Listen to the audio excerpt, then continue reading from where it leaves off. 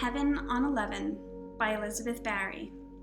How to have the best loving relationship in this lifetime and beyond. A sneak peek. All of this has to mean something, or it doesn't have to mean anything at all. To breathe the air that I am blessed to continue to receive, I recognize that something bigger, beyond me, is taking place, and I must heed to that call. Sometimes it's best not to question and to simply just be. Love is affectionate. Love is assertive. Love is poetic. Love is powerful and powerless. Love is selfless. Love is calm. Love is uncontrolled. Love is surprising. Let it surprise you. Chapter 1. Time. Love knows not of time, but if you measure your time in moments instead of looking at a clock, you will surely enjoy the rewards that love abundantly provides. In this book, I'll ask you to look at love uniquely, differently, and more closely than you may have before. I'll ask you to use the present moment to see love as kindness and participate in what I call nowness. At 41 years old, I found love, and all time stopped. He was 58 and he found love. Moments became everything. What pursued thereafter was a love story. In truth, I had fallen in love with myself before meeting him. We all need grounding in this life in order to truly understand each other. We must create a solid foundation within ourselves prior to meeting and loving anyone. It is then that we are able to inspire an inward love towards our most vulnerable selves and an outward love that transcends through our hearts towards others. We must open ourselves up to loving who we are first. Within 11 months, our new relationship blossomed and we became adorably intertwined. We began to create a path fueled by a powerful connection that supercharged us into a life without limitations, and thus we created Heaven on 11, a home that we made on the 11th floor of our building. So many of us desire this type of romantic love. We can achieve it when we let moments matter more than time. Maybe we can all agree that our moments on this earth can be more about the life in the years instead of the years in the life. A reversal. Become ageless, timeless, and enjoy who you are and who you're with. My love and I were connected by an infinite life force that transcended time. The stars were ours to lasso, and we rode on the comets that soared towards the moon. We achieved goals, discovered and overcame setbacks, and dreamed about our visions for living the life fulfilled together. Our story may very well be a Hollywood love story, and if adapted for the screen, it's a real tearjerker, a drama, a must-see movie. I'm not sure who would play us, but it's a story about two people who deserved, loved, and found it, but then lost it tragically, suddenly, and too soon. Our connection is a tale that can melt the heart and encourage every human being to trust and love just a bit more, perhaps more than they ever did before. This is a story of the self-intimacy of knowing who we really are, as well as the connected intimacy of being vulnerable in a relationship, reaching out a hand to ask for help no matter what the circumstances are. This is a story that opens up the possibility to recognize that running towards desires and coming to terms with the fears that we have leads to la dolce vita, the good life, the sweet life. Let this book teach you how to step into courage and turn to love to build a solid foundation that will nurture your dream relationship. When your connection is grounded, love becomes invincible. Get to know who you are inside and out. Help your lover find out who they are by listening to them with patience and without judgment. Like the sun rises with the horizon as its foundation, your love can rise without the fear of falling. Let each moment that you have on this earth be lovingly shared with your partner, shining the rays of your spirit, because you have the chance to do so with each gifted breath. Chapter 2. The Best of Relationships. The best of relationships are when two people come together and not only commit to be together, but they vow to make each other a better person. Your significant other should inspire you to be a better person every day. There's a bond that forms from that connection that builds trust and intimacy. And like two sides of a triangle meeting at the peak, they each have an equal effort holding up the love. When one falters, the other takes the slack and vice versa. What may seem like consistent work becomes a consistent flow of support for that vow to be their best. The secret to commitment is that two people vow to be their best in the relationship, and when together, their best gets better. And like the thread through a needle that sews the clothing of love, that mends the power of the heart, stitches the much-needed apologies, hems the length of arguments, and seams the hands to join together, two become one. You see, the foundation of your love is similar to a sewing machine because you are forever being stitched together. So you might as well do it right. You may get pricked, but the end results can create beautiful garments of tender love.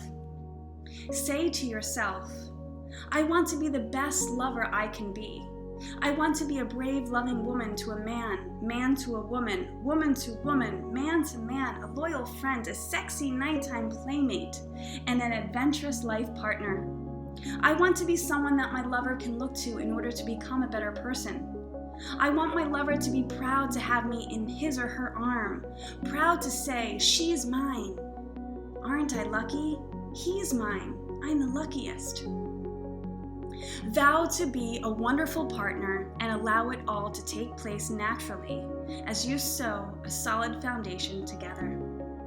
When two people tell and teach each other what they need and want, the other doesn't need to assume, and they have shared knowledge of how to build a life together. Time gets spent, well, a worthwhile investment. Learning about each other's needs can be life-changing. There's always an opportunity to see with new eyes, feel with a new heart, and become a better lover. The consistency of this, not back and forth, not in and out, but the consistency is the secret to connection, to foundations that are built to last. We all deserve someone who will give back what we give. You see, that's the beautiful opportunity of meeting someone, is having the chance to reciprocate love. Chapter 3, Belief. Have you ever believed in something so real, so true, so great, that you could hardly trust that it was possible? When we believe in something, we make it our own, turning dreams and desires into realities. When we summons the goals that we've been pondering about and turn them into action, we manifest magical gifts into our lives, into our very hands, hearts, minds, bodies, souls, and spirits simply by taking a belief and deciding to act upon it. At this moment, it is I who must find belief again. It is I who must teach myself to re-believe. It is I who must move on. And it is you who must move forward too, with whatever it is that you may be facing or going through. But what does it really mean to move on anyway? It sounds a bit like we're being pushed or prodded towards a direction forward, yet we may be tethered to someone or something from behind. Our hearts feel connected, but our mind tells us that there is a new way, a new path, and we must put one foot in front of the other. With the power of the human spirit in our own inner belief system, we must say to ourselves, I can do this. Our ego-based limitations create the maze of fears and insecurities that keep us stagnant. I look back for my love, and although he's not physically there, I imagine him nudging me forward with a tilted head and a crooked smile, whispering, Go ahead, Elizabeth, you know the way. But I am human, and I'm scared, and I am sad to do so without him. I know that I must move forward and step courageously into the thick of the muck, not only for myself, but for him, as he would want me to be proud as his angels watch me write and publish this book. One of my favorite quotes states, if you knew who walked beside you, you'd never feel fear or worry again. This quote rings so powerfully true.